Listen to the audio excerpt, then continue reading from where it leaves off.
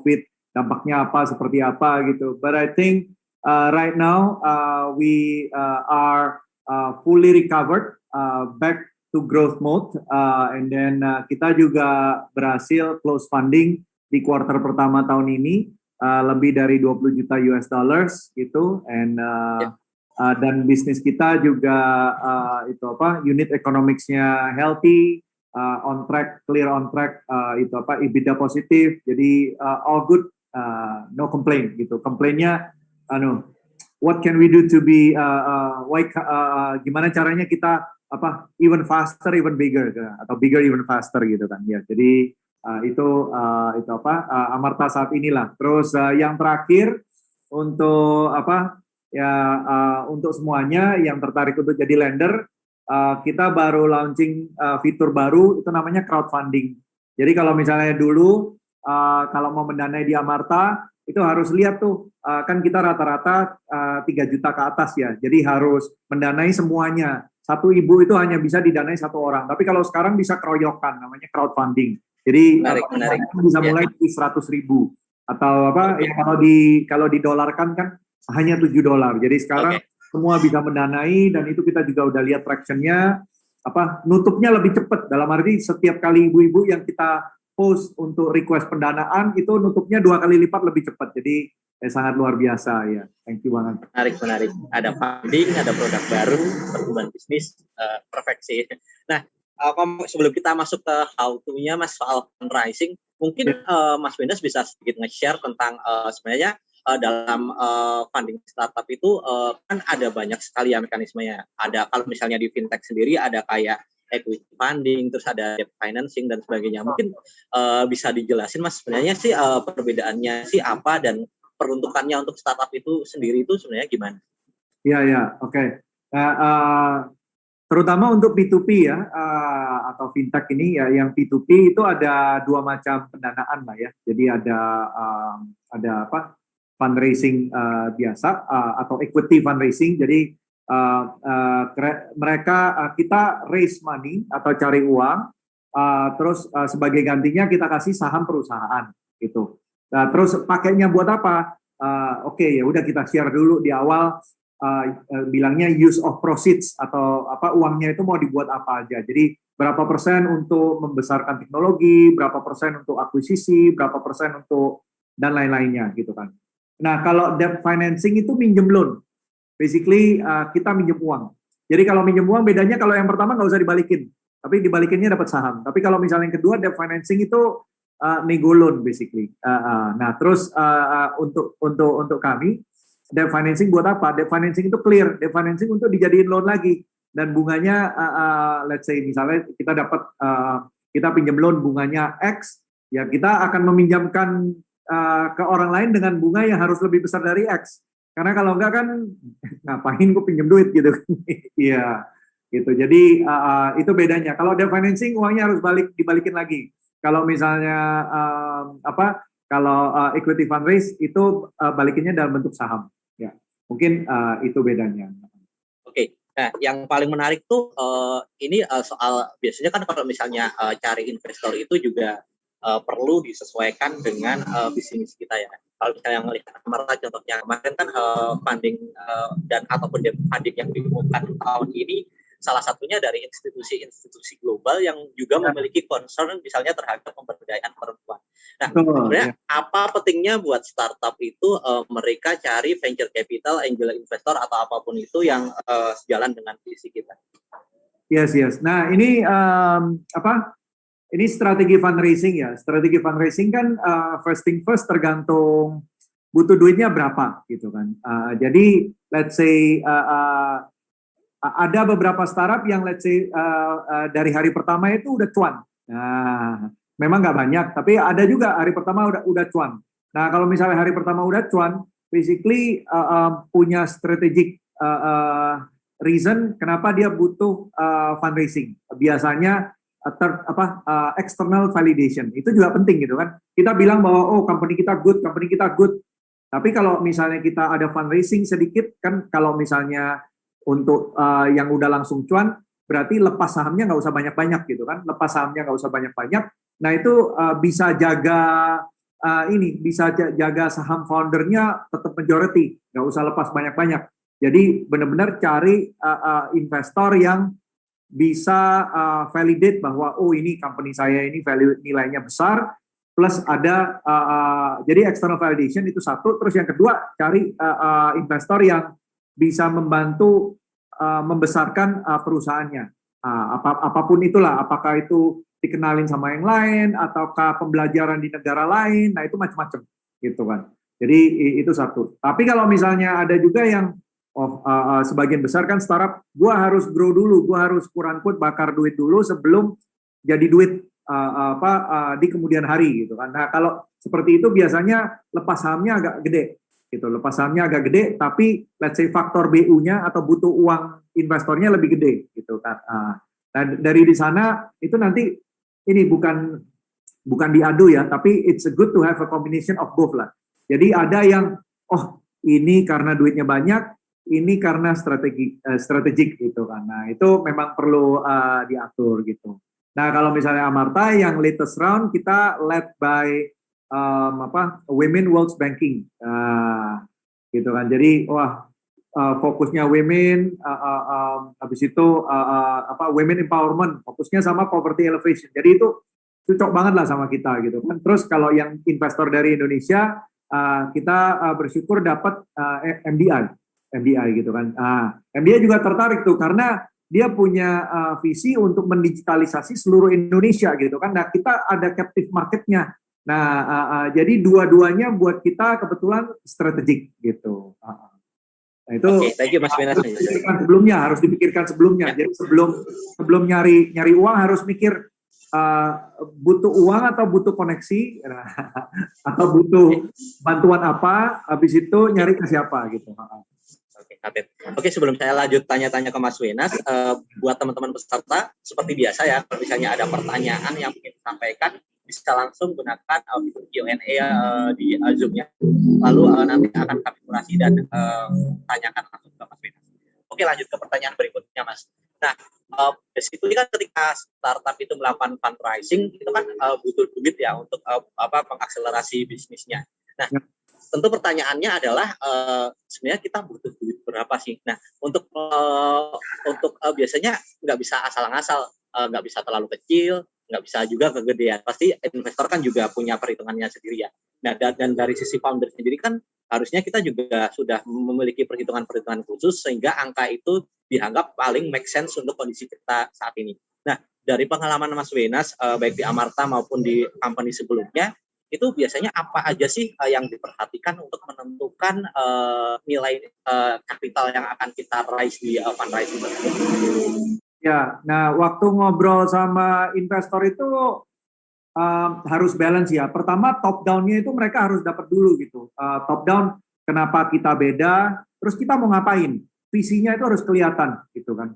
Nah ini beda-beda nih. Ada investor yang sukanya big vision. Jadi kalau lu visinya nggak gede ya berarti dilihatnya dari segini lu cuma gede segini, habis itu udah lu nggak bisa mikirin beyond gitu kan. Nah itu ada investor yang they want you to be aggressive, they want you to be close to impossible gitu kan. Nah itu ya contoh terbesarnya itu SoftBank lah biasanya. Lu kalau misalnya mimpinya gede, lu ke dia gitu, either he shoot you down atau he give you money gitu kan, kasarannya seperti itu gitu. Jadi lu harus punya mimpi dulu, ini company-nya mau dibawa kemana. Let's say 2 or 3 steps down the road, bukan cuman sekarang tapi nantinya lu pengen apa gitu kan. Nah jadi mungkin contohnya ini yang keren ini salah satu story-nya atau visinya yang keren kayak kopi kenangan gitu kan. Wah sekarang udah gede, kalau dulu waktu belum gede tapi dia udah punya mimpi gede banget gitu, pengen bawa pengen bawa kopi Indonesia ke dunia, gitu, bikin wow holy shit gitu kan. Nah itu tapi itu luar biasa menurut aku itu siapa Edward ya namanya Edward ya. Nah itu nah, visinya harus jelas dulu, jelas dalam arti North Star-nya ya, detailnya itu nanti along the way bisa diisi bersama-sama gitu, bisa disempurnakan. Habis visinya jelas, jadi misalnya kita di sini sekarang, habis itu kita investor pengen tahu, do you have a small dream atau you have a big dream? Once you have a big dream, itu nanti ke filter sendiri tuh investor-investor mana yang pengen cepet-cepet exit versus yang will fund you multiple times gitu kan. Nah, maunya yang inilah yang gede ya. I believe everyone here have a big dream. Jadi have a big dream. Nah, baru you work out the 1, 2, 3 step to get there. Nah, 1, 2, 3 step to get there ya high level aja. Tapi first step-nya itu perlu didetailin. Nah, first step-nya itu harus ada bottom up-nya bahwa itu make sense. Jadi kayak jadi kayak apa? Kalau jadi ini agak art ya. Jadi kalau misalnya lu kegampangan semua orang bisa gitu. Tapi kalau misalnya kejauhan orang anggap lu beneran ngimpi doang gitu kan. Jadi harus the right balance bikin orang kayak beneran bisa nggak ya? Jadi di tengah-tengah gitu. Yakin nggak yakin tapi kayaknya bisa. Mungkin bisa, mungkin nggak. Nah itu bagus actually. gitu. Oke. Kalau ngomongin soal persiapan fundraising-nya sendiri, sebenarnya kalau misalnya masing-masing vertikal bisnis itu memiliki pendekatan yang berbeda atau sama aja sih Mas? Mas Wena sendiri kan sekarang di fintech, sebelumnya seperti e-commerce, sebelumnya lagi dulu juga seperti enabler e-commerce ya. Jadi sebenarnya metodenya itu sama semuanya atau ada hal-hal yang perlu diperhatikan masing-masing founder sesuai dengan model bisnisnya?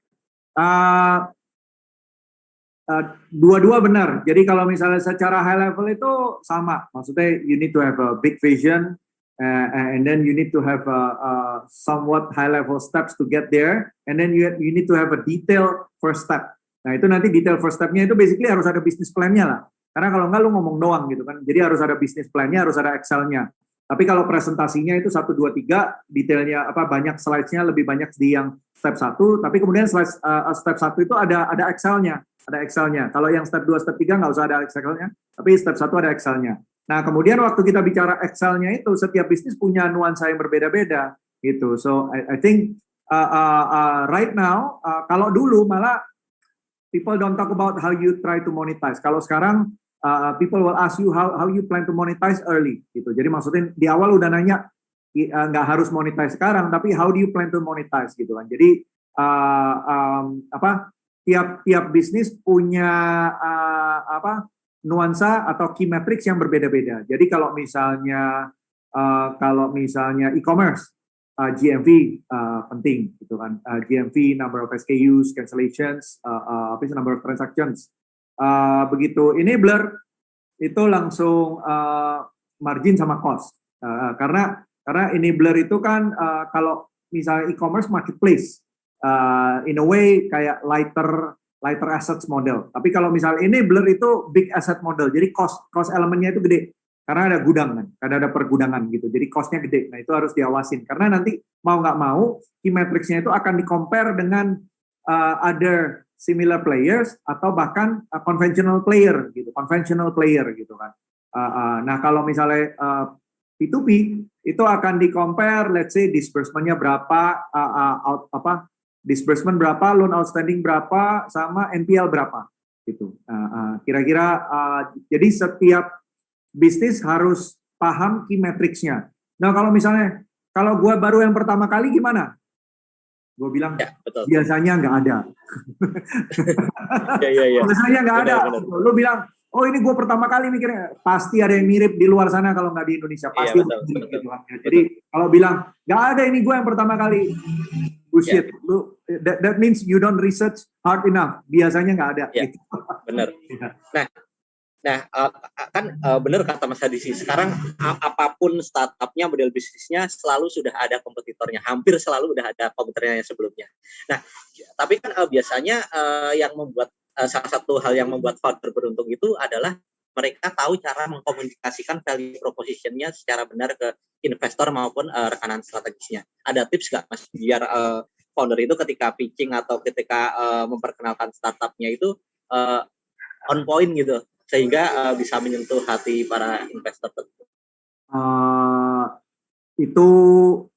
Itu sangat subjektif dan ujung-ujungnya sih itu flying watch orang bilang atau jam terbang.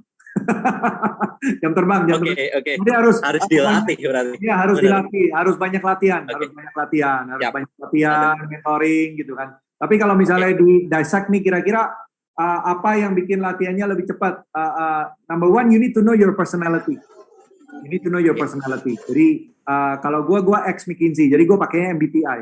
So you need to be comfortable. Apakah lu orang introvert, extrovert, apakah lu orang high level atau detail, organized, berantakan, feeling atau rational, itu lu harus comfortable dengan who you are. Kalau lu masih mencari jati diri, itu lu dibawa mentor, ketemu mentor berbeda-beda. Itu yang ada itu lu pivot terlalu banyak gitu. Jadi you cannot find your own style gitu kan. Tapi makanya first thing firstnya you need to find your you need to be confident and comfortable with your personality. Karena dengan itu you focus on your strengths and then you deep dive on that gitu. Jadi misalnya antara gue sama Mas Taufan lah, kan kita kalau pitching berdua gitu kan. Kalau mau yang touching passionate itu Mas Taufan. Tapi begitu mau jualan itu gue gitu. Karena let's say kalau gue ngomong ya udah gua, I'll show you the money, you know. I have a good business. I think you better invest. Otherwise itu you will regret. Nah itu let's say confident dan mindset gue kalau komunikasi seperti itu gitu. Kalau lu nggak mau invest itu salah lu sendiri gitu kan. Nah kasarannya kalau gue seperti itu. Tapi kalau misalnya Mas Taufan lebih ke ayolah lu bantu gue. I think yang kita lakukan sekarang sangat bagus, sangat impactful dan lain-lain. Jadi different style and it's okay gitu kan. Two different people can sell the same products different ways gitu. So number one actually you need to be comfortable and confident with who you are. That's number one. Number two, you need to cari mentor-mentor sampai ketemu yang cocok. Nah, waktu ketemu mentor-mentor itu ambil kalau lu udah lakukan pertama, lu ambil sedikit mentor 1, mentor 2, mentor 3, akhirnya lu punya style lu sendiri dan lu sangat confident gitu kan. Nah, jadi when you pitch is actually you're telling a story, you're not reading your presentation. Nah, itu you're telling a story, your story not presenting or not reading, even worse gitu kan. Itu yang kedua. Dan yang ketiga, after a few times practice, lama-lama jago sendiri gitu. And then what doesn't kill you make you stronger ya katanya ya. Jadi kalau misalnya untungnya gue belum pernah tuh ditolak 100 gitu, belum. Tapi let's say gue pernah satu round gitu roadshow ada 38 yang tertarik cuman 3. Nah so what doesn't kill you make you stronger gitu. Jadi maksudnya kalau failure, try again. Failure, try slightly different things, try different things sampai kira-kira udahlah lu pede aja gitu kan. Kalau misalnya masih nggak dapet, tenang, nggak apa-apa. Kan itu terserah Tuhan bukan terserah lu gitu. Pada akhirnya kembalikan ke Tuhan. Oke. Saya akan masuk ke pertanyaan yang dari peserta nih. Udah ada beberapa. Pertama ada dari Nicholas, startupnya Creative Hub. Mau bertanya secara umum, jadi apakah kalau misalnya Visi itu udah punya portfolio company yang model bisnisnya mirip dengan kita, apakah nggak apa-apa kalau kita pitching ke mereka? Misalnya kita udah ngelihat bahwa portofolionya itu yang dijalankan itu mungkin secara nilai ekonomi dan lain-lain kita bisa sih menandingi mereka dan sebagainya. Itu gimana menurut Mas Benas? Defaultnya enggak. Kenapa? Defaultnya you avoid Visi yang udah invest di direct competitor ya. Ya kalau misalnya lu invest ke dia, biasanya lu nggak akan ditolak, tapi lu akan dikorek-korek gitu. So are you looking for money or are you looking to for being used gitu kan? Jadi ya lu udah tahu kalau lu ke sana ya 80% you will be used rather than they will give you money gitu. Karena direct competitor ya. Jadi nggak ada gunanya, cari yang lain aja. Maksudnya kalau dulu mungkin visinya itu aja ya. Kalau sekarang visinya udah lumayan banyak, jadi nggak usah. Betul. Don't bother. Betul. Kecuali lu mau lu mau korek-korek. Nah, jadi karena lu udah tahu lu mau dikorek-korek, lu yang korek-korek ke kandang musuh. Nah, itu kalau misalnya lu bonek, silakan. Oke. Jadi udah jelas ya Mas Nicholas jawabannya no dulu untuk apalagi untuk tahap awal sih yang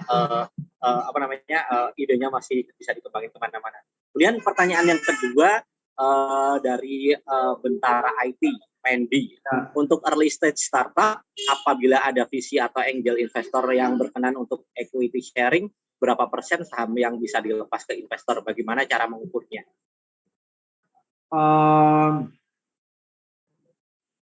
Ini katakanlah untuk investor utamanya dia gitu. Ya itu kebalik sih, Jadi maksudnya kan tadi aku bilang biasanya cara ngitung valuasi biasanya untuk sesuatu bisnis key metrics-nya itu sudah ada pattern-nya. Atau let's say kalau bisnis lu baru, cari bisnis yang terdekat, oh kira-kira bisnisnya in between A and B. Nah, A itu key matrix-nya apa, B key matrix-nya apa, terus cara ngitung valuasinya berdasarkan apa. Kan cara ngitung valuasi itu kan multiple of key matrix biasanya. Key matrix itu bisa profit, bisa revenue, bisa apa, customers, dan lain-lain gitu kan. Nah, setelah lu tahu valuasi lu kira-kira berapa, coba lu kasih projection 1 tahun ke depan, itu 1 tahun ke depan, lu bisa grow sampai berapa. Jadi valuasi lu bisa naik sampai berapa, tanpa yang sekarang dulu. Nah, habis itu lu butuh duit berapa, kalau dengan ada duit itu, misalnya 2M atau 10M, dengan duit 10M, lu bisa valuasi berapa. Nah, jadi dari sana itu ini bisa kehitung, misalnya dengan duit 10M, lu bisa grow jadi 100M. Nah, berarti lu melepasnya 10%. Karena kan lu cari 10M dari 10M untuk dipakai untuk grow company jadi 100M. Kira-kira ya berarti kan lu lepas 10% gitu kan. Nah, ini tergantung lagi, lu BU atau enggak. Maksudnya BU itu, enggak, lu kasih duit sekarang pun nggak apa-apa. Ya, lu bisa kekeh di 10%. Tapi kalau misalnya gue kalau lu kasih 10M sekarang gue mati. Oke, ya jadinya beda dikit gitu kan. Oke, mungkin 10M buat bantu gue grow jadi 100M, tapi gue kasih lu 20% atau 30% gitu kan. Oke. Kebayang ya levelnya. Ya, yang Mas. Kemudian kan itu kan kalau misalnya ngomongin bisnis yang beneran udah ada traction-nya ya. Tapi kadang kan ada beberapa contoh, banyak sih malahan startup yang produknya aja belum launching, tapi udah ada banyak investor yang nanam duit ke dia. Nah, itu sebenarnya kalau yang kayak gitu tuh gimana sih? Kan nggak relevan dong kalau misalnya kita ngomongin metrik-metrik misalnya kayak MAU atau ya sejenisnya. Lalu apa aja yang biasanya buat ngitung proyeksi dan sebagainya kalau emang tahapnya itu masih ideation atau MVP lah gitu. Ya. Nah, itu biasanya faktor KKN atau faktor ini lu memang baru founder pertama kali, tapi your history atau experience itu udah solid gitu. Jadi I see. Nah, jadi they actually invest in you, in the founder gitu. Okay. Kalau lu nggak ada koneksi langsung atau let's say bukan lulusan sekolah-sekolah tertentu dan lain-lain itu apakah itu bisa? Bisa, tapi yang gua lihat sekarang, jadi contohnya gitu, gua ada bekas kolega gitu kan, wah startupnya baru jadi udah langsung dapat duit gitu kan, lulusan Stanford. Nah, jadi benar. Ada batch-nya itu, gue lulusan Stanford gitu, sekolah entrepreneur, banyak menelurkan entrepreneur termasuk Google gitu. Jadi sekarang gue ada ide, gue minta duit lu dikasih gitu kan. Jadi ada faktor ada faktor credibility-nya, Kalau misalnya belum ada faktor credibility, agak susah atau lebih susah. Gue belum banyak melihat lah. Pertanyaan berikutnya ini dari Ratih, nama startupnya Siap Indonesia. Mau tanya, untuk kita dapat fundraising dari VC, apakah harus hyper growth dalam jangka waktu yang cepat ya? Karena biasanya kalau B2B itu lama untuk negosiasinya, dan adakah saran metrik yang baik untuk digunakan startup yang negosiasinya B2B itu gimana? Ya benar, kalau B2B susah. Jadi kalau B2B itu mungkin bukan hyper growth ya. Jadi kalau misalnya B2B itu revenue per customer. Jadi misalnya pertama dia dealnya 100 juta, tapi dia happy, dia lanjut terus. Kontraknya diperpanjang, kontraknya diperdalam itu maksudnya tadinya pakai 1 service, sekarang pakai 3 service. Jadi waktu gue di e-commerce, pertama kali masuk dia cuma gudang doang. Habis gudang dia minta support teknologi, bikinin website dan lain-lain. Habis itu dia minta support online marketing. Nah, jadinya end to end pakainya gitu kan. Nah, jadi kalau misalnya B2B itu yang ditunjukin habis lu dapet, itu kira-kira lu bisa dalemin seberapa dalam dan seberapa panjang sih. Jadi key metrics-nya revenue growth per business customer sama long term satisfaction, retention, correct. Oke. Kemudian pertanyaan berikutnya dari Rian, nama startupnya Digita. Untuk pertama kali nih, untuk investor pertama sebuah startup itu, kalau dari personal Mas Wenas, mendingan kita pitchingnya ke angel atau ke venture capital? Kalau kenal temen yang kaya sih mending ke angel ya, mending ke angel. Tapi kadang-kadang gini, kalau misalnya mereka kalau mereka biasanya itu kalau ke angel tergantung. Kalau misalnya angelnya familiar sama invest, mungkin dia bisa cengli lah. Cengli itu maksudnya fair. Tapi kalau misalnya kita minta duit ke angel yang biasanya bisnisnya konvensional, itu nanti biasanya lu diteken. Nah, daripada kayak gitu mendingan lu ke VC aja. Nah, jadi kadang-kadang bisa, jadi VC itu lebih quote-unquote lebih fair. Karena kan dia udah melihat kan, udah pengalaman melihat gitu. Jadi dia nggak akan punya lu mah gopean doang atau gocapan doang atau gocengan doang gitu kan. Males banget gitu kan. You pour your heart and soul and then dianggap itu proyek gocengan, ya malas lah gitu kan. Benar. Oke, terlepas dari background si angel investor itu, sebenarnya kalau misalnya secara legal dan mekanisme itu, kalau ke angel itu, kalau ke VC kan jelas ya, ada paperwork-nya banyak dan sebagainya, dibantuin tim analis mereka, tim legal mereka dan sebagainya. Kalau ke angel itu kan ke orang personal gitu ya Mas, prosesnya itu gimana jadinya biasanya? Ya sama kayak proses VC sih, maksudnya ada paperwork dan lain-lain gitu sih. Nah ini jujur I'm not the most experienced lah ya ya harus ada legalannya lah gitu. Jadi memang kalau misalnya atau biasanya sih in actuality sih ya dikasih duit ya WA doang gitu kan, karena duitnya paling juga nggak lebih dari 10 M ya biasanya ya kalau yang nggak pakai paperwork ya. Kalau nggak pakai paperwork mungkin 1 M, 2 M karena kenal gitu masih oke, tapi kalau udah 10 M kayaknya perlu paperwork gitu kan. Oke, noted. Nah ini ada pertanyaan lagi dari Fandiansyah, nama startupnya Usaha. Etis nggak sih kalau kita menawar besaran saham yang diminta investor, dan bagaimana cara mengkomunikasikannya? Ya etis aja kan perusahaan lu kan gitu. Jadi maksudnya lu boleh setuju, boleh nggak setuju, namanya juga nego gitu kan. Nah, again, nego ya approach-nya beda-beda gitu kan. Ini negotiation sih jadinya kan. Kalau nego itu ada biasanya 80% case itu ada upper hand, ada lower hand. Jadi ada yang lebih butuh. Lu lagi lebih butuh atau ya kalau lu lagi lebih butuh namanya lu lower hand gitu. Kalau lu lower hand ujung-ujungnya let's say meskipun itu fair setengah mati itu tetap lu ada yang ngalah karena lu lower hand gitu kan. Tapi kalau misalnya lu upper hand ya lu lebih bisa ngotot sedikit lah. Gua nggak mau, lu nggak mau ya udah. Nah, lu lebih dalam posisi seperti itu upper hand gitu kan. Apakah mungkin fair equal? Mungkin aja, tapi jarang. Biasanya cuma 20% yang kayak fair treatment gitulah, maksudnya sejajar gitu kan. Nah, tapi despite regardless apakah lu lower, lu harus tahu lu lower hand atau upper hand, gitu.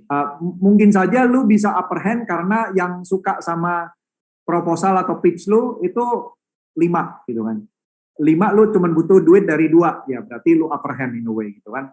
Nah, kalau lu mau nego, misalnya nego valuation-nya jangan segitu, berarti kan kalau dia minta saham gede berarti dianggap valuasi lu rendah gitu kan, kasarannya seperti itulah. Atau dia nawar-nawar mangga 2 gitu ya. Nah kalau gua orangnya detail dan rasional. Jadi kalau gua nego, gua pakai angka.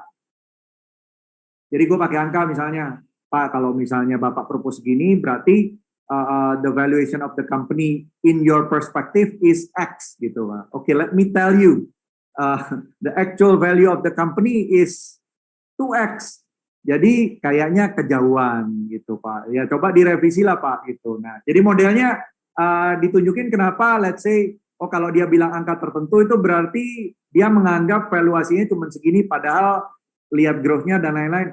Pak kalau misalnya valuasi segini itu udah tahun lalu Pak misalnya. Kan itu ngomongnya secara faktual gitu. Karena kalau misalnya sudah ngomong fakta,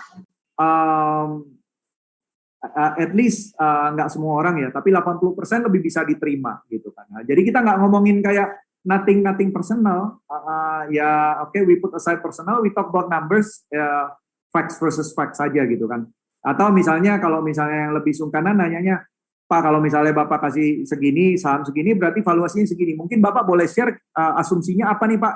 Kok bisa ini apa menurut Bapak saya cuma segini gitu kan.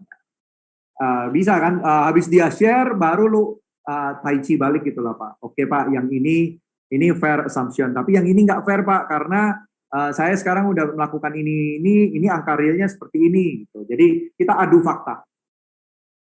Menarik. Nah ini ada pertanyaan selanjutnya. Nah setelah biasanya dapat deal sama investor itu, biasanya mereka sejauh mana sih terlibat ke dalam operasional startup kita, dan biasanya keputusan apa yang sebaiknya didiskusikan bareng antara founder dan investor?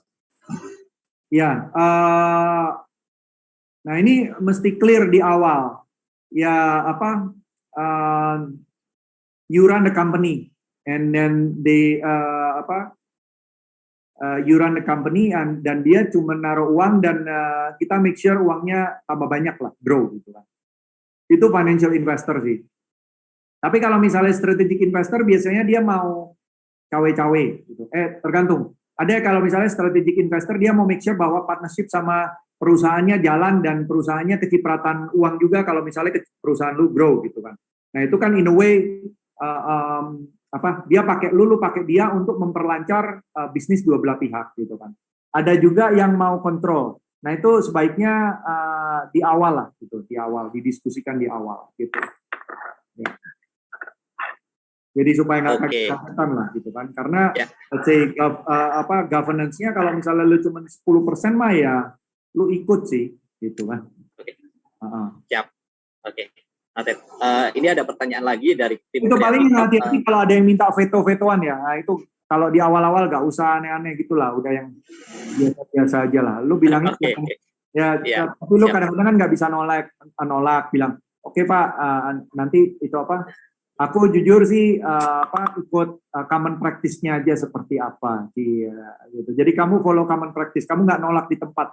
Tapi biasanya common practice kagak ada veto-vetoan gitu kan misalnya itu. Iya. Benar. Oke, noted. Nah, ini ada pertanyaan lagi dari tim Creative Hub. Untuk startup yang sedang dalam tahap mencari produk market fit, bagaimana kita harus menyikapi ketika calon investor meminta kita untuk menghabiskan duit yang kita raise dalam waktu kurang dari 1 tahun dan ekspektasinya bisa fundraise lagi tahun depan. Apakah investor dan VC selalu expect kita untuk melakukan fundraising setiap tahunnya? Sekarang jadi commonnya seperti itu ya, fundraising setiap tahun gitu. Tapi benar. Itu dua hal yang berbeda dengan dengan menghabiskan duit. Menghabiskan duit atau enggak itu terserah lu sih. Gitu. Tapi yes ada implicit expectation untuk fundraise setiap tahun ya. Jadi itu kan fundraise setiap tahun itu indirectly correlated sama a validation that you are actually growing in a way gitu kan. Lu grow itu nggak cukup gitu kan, perlu divalidasi sama orang taruh dengan valuasi yang lebih gede gitu kan. Jadi korelasinya bukan ngabisin duit, tapi ya ada ekspektasi fundraise berkala ya. Oke, noted. Ini ada pertanyaan dari Dian. Pertanyaannya, apakah ketika kita pitching dengan tipe investor yang berbeda, kita perlu pitch deck yang berbeda? Misalnya dari venture capital, kemudian ke pemerintah, dan yang lainnya. Itu jawabannya iya beda dikit-dikit ya, tapi nggak mungkin kayak beda banget gitu ya. Karena kalau lu beda banget, perlu bikin sendiri-sendiri gitu. Iya, kalau beda banget berarti lu punya story bermacam-macam dong. Maybe you can have 2 or 3 different story, but I don't think you can afford to have 10 different story ya. Kalau nggak lu jadi storyteller, kagak jadi startup founder ya, lu bikin presentasi malah gitu kan. No, I don't think it's good use of your time. Maybe you create 2 or 3 stories slightly different, tapi let's say 80% slide-nya sih 11-12 ya. Tapi cuman message-nya mungkin angle-nya berbeda. Itu masih mungkin. Oke. Nah, ini ada pertanyaan lagi dari teman pasar nama startupnya. Halo Mas Wenas, saya Alim dari teman pasar. Kebetulan pernah mengikuti Selasa Startup waktu Mas Wenas ngisi di kantor di SMA. Saya mau tanya Mas, kalau pitching ke investor, gimana cara menyampaikan masalah baik dari si pedagang atau pembeli? Karena kadang bingung kita perlu menyampaikan masalah dari sisi pedagang yang kita buat bikin startup, tapi belum tentu pembeli membutuhkan alasan yang sama. Jadi mengkomunikasikan masalah secara efisien itu gimana sih Mas? Karena apalagi kalau misalnya startup kita mengakomodasi dua jenis customer yang berbeda. Pakai research sih, survei, research, jadi foto, quotation, video, nah ini model-model kayak gitu. Jadi langsung tanya ke customer-nya, ditunjukin ke investornya. Ini permasalahannya gitu kurang lebih. Iya, enggak kan kasarannya kalau misalnya gue sebagai investor, lu bilang pembeli punya masalah itu. Nah kalau misalnya itu masalahnya gampang gue cerna kan ya gue percaya. Tapi kalau gue nggak percaya berarti kan ada something yang unik ya. Berarti ya lu harus kasih supporting facts kan. Apakah itu video, apakah itu actual quotes atau gimana gitu ya. Jadi dibuka aja dalaman risetnya seperti apa. Kenapa lu bisa bilang masalahnya seperti itu, dibuka aja source of truth-nya seperti apa. Oke, noted. Nah, kalau misalnya mungkin Mas Benes juga pernah video paling powerful, video paling powerful. Kalau lu ada waktu lu videoin itu ya, kalau udah di video dia nggak bisa, well noted gitu aja kan, nggak bisa. Iya, benar. Disputable lah, because those are facts. Kalau ngomongin common mistakes ketika startup pemula melakukan fundraising itu biasanya apa sih Mas? Yang Mas Wenas mungkin pernah ngobrol sama startup yang lain atau di sesi mentoring yang lain?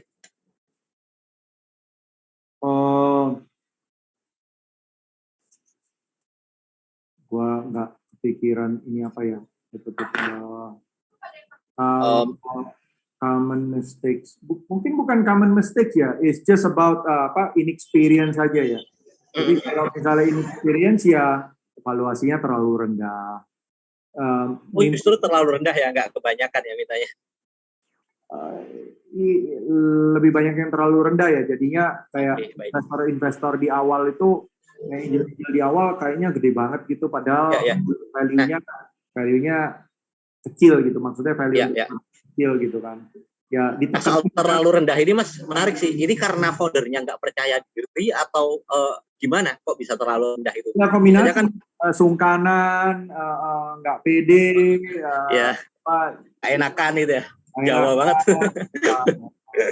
Gitu. Iya. Mimpinya kurang besar, mimpinya kurang besar kadang-kadang. Ya kalau mimpinya kurang besar ya lu nggak pede lah gitu kan. Jadi ya udahlah, duit berapa aja gua makan dulu lah gitu kan.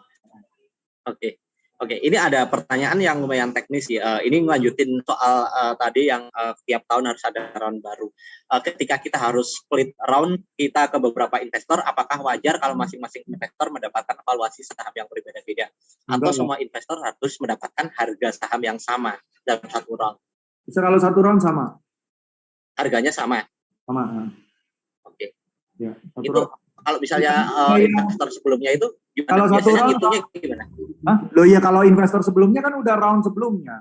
Ya round sekarang pasti valuasinya naik dong. Kalau misalnya valuasinya lebih murah berarti something is not right with the growth of the company. Kalau satu round valuasinya sama dan praktisnya itu biasanya satu leadnya satu aja. Jadi yang ngurus valuasi itu satu orang, yang lain ngikut. Kalau lu nggak mau ngikut ya lu taruh uang lebih gede, udah gitu aja. Jadi kalau misalnya lu cari 10M, ada yang taruh 5M, ada yang taruh 2M, ada yang taruh 3M. Ya lu ikut yang 10M, udah jangan biarin yang lain. Oke. Ya, lu taruh lu negonya sama satu, yang sama yang kasih duit. Makanya kenapa di setiap funding itu ada yang namanya biasanya di pendanaan ini dipimpin oleh SXS, itu biasanya yang paling gede dan yang negoin diskusinya itu yang negoin itu mereka ya. Ya. Oke, menarik. Ya. Jadi paling banyak 2, itu Colit, namanya Colit. Ya. Ya, Colit. Lebih dari itu gue belum pernah lihat. Oke. Nah, ini kita kembali ke pertanyaan awal tadi, Mas, soal jenis-jenis pendanaan di startup. Untuk yang biasanya yang masih tahapnya masih dari bootstrap terus mau dapat investor itu kan ada beberapa tipe investor yang ngasihnya itu modelnya kayak sebangsakan convertible notes gitu, Mas. Nah, itu apa bedanya sih, Mas? Gimana mekanismenya sih, Mas? Ya. Convertible note itu ini bisa jadi loan, bisa jadi equity, udah itu aja. Oke. Jadi itu biasanya antara bisa founder balikin duit atau bisa dikonversi jadi saham gitu. Yes, correct. Biasanya kalau posisi founder di bawah, jadi maksudnya butuh duit, terusnya uncertain, biasanya digituin sama investor. Oke. Tapi juga ngeri juga sih ya kalau misalnya bentuknya ekuitas kan ya udah sih kita bareng-bareng punya saham di perusahaan yang sama. Tapi jangan-jangan kalau misalnya bentuknya convertible itu ekspektasinya dibalikin jadi debt lagi dengan ITER sekian, jadinya kayak ngutang di bank. Tapi loan-nya biasanya kecil. Kalau convertible note loan-nya kecil. Oke. Interest rate-nya kecil. Oke. Relatif lebih kecil ya ketimbang di bank dan sebagainya kayak gitu. Jauh lebih kecil. Biasanya yang ngasih convertible note itu dia udah serius lah gitu. Tapi kalau lu nggak bisa hit certain KPI ya atau value-nya kemahalan ya dia nggak mau. Kalau nggak mau ya begitulah gitu. Oke. Ini ada pertanyaan lagi dari Tommy Hartono, nama startupnya mulai.com. Halo Mas Renas, jika sudah ada offer dari satu investor, apakah kita perlu cari investor yang lain atau gimana ya baiknya ya untuk tahapan seed? Dia udah deket nih sama investornya. Nah itu mendingan kan kalau misalnya ketemu investor baru kan mungkin asumsinya nanti negonya beda lagi, nanti hitung-hitungannya beda lagi, atau mendingan kalau misalnya udah deket satu dihajar dulu aja sampai dapat. Ini ngomongin investasi pertama ya. Ya kan tergantung lu butuh duitnya berapa. Ini kan berarti asumsinya lu butuh berapa, ini satu investor ini bisa kasih semua gitu kan. Nah harganya menurut lu udah cengli atau belum? Kalau menurut lu udah cengli dan dia bisa kasih value ya silahkan gitu kan. Tapi kalau defaultnya secara profesional ya cari ini competitive tension namanya. So it's normal to look for competitive tension. Jadi supaya lu nggak diinjak sama satu investor inilah gitu kan. Karena ya who knows ya, ujung-ujungnya nanti last minute lu udah BU mau transfer, dia bilang valuasinya lu diskon lagi deh 20%. Nah karena lu udah butuh dan kepepet kan ya lu nurut gitu kan. Tapi kalau misalnya lu ada investor yang lain ya lu tinggal tikung aja sekalian gitu. Kalau dia nikung lu ya lu tikung balik gitu kan. Oke. Nah, ini sebenarnya ini pertanyaan ini mungkin harusnya nggak ditanyakan di forum kayak gini, tapi mungkin teman-teman juga perlu insight nih. Biasanya nih Mas, visi itu mereka di vertikal tertentu, katakanlah misalnya di bidang kesehatan, mereka akan punya portofolio misalnya telemedicine ini. Nah, nanti di visi lain yang belum punya, itu biasanya juga akan nyari. Nah, itu juga bisa jadi kayak strategi kita gitu nggak sih Mas, untuk cara nyari visi misalnya karena visi X ini udah punya portofolio yang model bisnisnya mirip dengan kita, mungkin di Z ini mereka yang belum ini juga pengen punya yang lain gitu, jadi kita kasarnya ke yang model kayak Z ini gitu. Ya bisa, ya nggak apa-apa, fine aja. Dan dari sisi visi biasanya ada kecenderungan itu nggak, kayak mereka itu di dalam dirinya itu visi yang itu juga udah punya nih, di aku juga harusnya juga punya kayak gitu. Kalau dulu mungkin iya ya karena visinya masih dikit ya. Kalau sekarang visinya udah banyak ya. Jadi kayak visi rivalry gitu ya kalau yang aku lihat sih sudah less relevant ya. Maksudnya setiap visi punya appetite dan punya investment thesis yang berbeda-beda gitu. Mungkin saya ingatkan lagi bagi teman-teman yang mau nanya, masih ada waktu beberapa menit lagi, jadi silahkan bisa kirimkan di kolom Q&A yang udah ada di akun Zoom-nya masing-masing. Ini ada pertanyaan lagi masih dari Creative Hub. Bagaimana caranya kita menunjuk calon investor itu untuk menjadi lead investor kita? Apakah didasarkan pada yang paling gede ngasihnya atau ada pertimbangan lain, Mas Venus? Enggak, duitnya yang paling gede, udah itu aja. Kalau misalnya sama, lu minta satu, udah lu kasih duit yang lebih gede, lu jadi lead, gitu kan. Oke.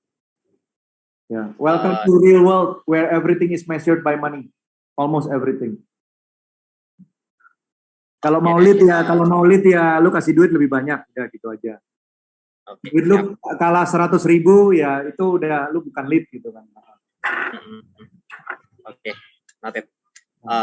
Kemudian ini Mas, kalau di Amarta sendiri kan juga berpengalaman ketemu investor yang dari lokal maupun dari yang global ya. Itu kalau dari mereka itu sebenarnya sama apa enggak sih perlakuannya, Mas?